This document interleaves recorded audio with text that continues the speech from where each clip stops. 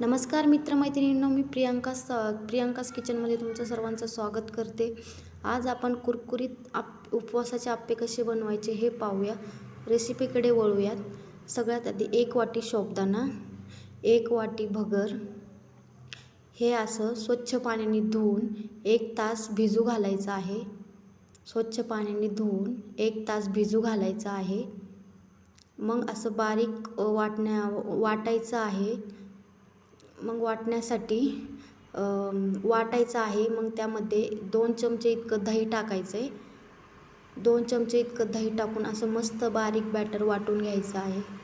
मस्त असं बारीक बॅटर वाटून घ्यायचं आहे। खूप पातळही नाही खूप घट्टही नाही, असं मस्त बॅटर वाटून घ्यायचं आहे। मग बॅटर वाटल्यानंतर त्यामध्ये चवीनुसार मीठ टाकायचं आहे। चवीनुसार मीठ टाकायचं आहे। चांगलं असं फेटून घ्यायचं आहे। फेटून झाल्यावर 1 मोठ्या आकाराचं बटाटा किसायचं आहे। स्वच्छ पाण्याने असं धुवून बटाटा टाकायचे त्यामध्ये किसून, म्हणजे आपले आप्पे स्पंजी होतात। मग आता आपण त्यामध्ये कुरकुरीत होण्यासाठी शेंगदाण्याची चटणी टाकणार आहोत। अशी हिरवी मिरची ते शेंगदाणे आणि मीठ आबडधोबड वाटून त्यामध्ये टाकायचे। त्यामध्ये आपण किसलेलं बटाटं आणि अशी ठोसर अशी चटणी वाटलेली टाकणार आहोत।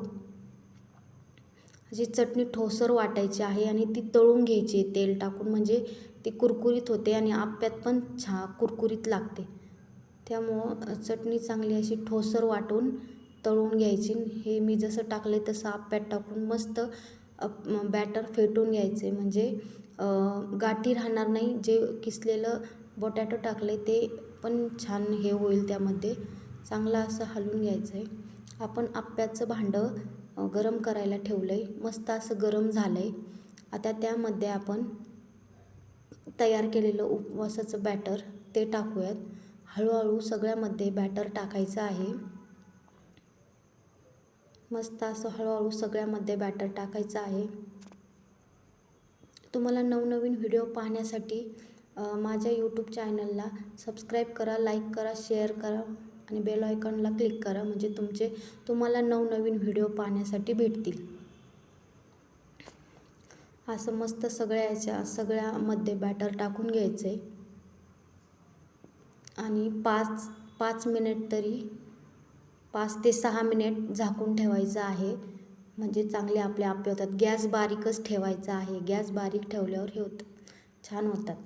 आता खोबऱ्याची चटणी करू। हिरवी मिरची, शेंगदाणे, खोबरं आणि मीठ बारीक असं वाटायचं। त्याला तेलाचा तडका द्यायचा।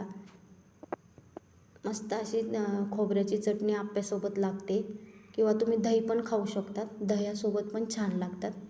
आता आपले एक साईडने आप्पे छान मस्त भाजलेले आहेत। आपण त्यांना पलटी करूयात। एक साईडने असे मस्त खरपूस भाजलेले आहेत। आता आपण त्यांना पलटी करू। मस्त असे पलटी करायचे, मग असं भाजून घ्यायचे। दुसरा पण गॅस बारीकच ठेवायचा, लगेच आप्पे खाली लागतात, त्याच्यामुळे गॅस बारीकच ठेवायचा। सगळे आप्पे पलटून परत 5 मिनिटे झाकून ठेवायचं आणि आपण मस्त असे प्लेटमध्ये आप्पे सर्व करूयात।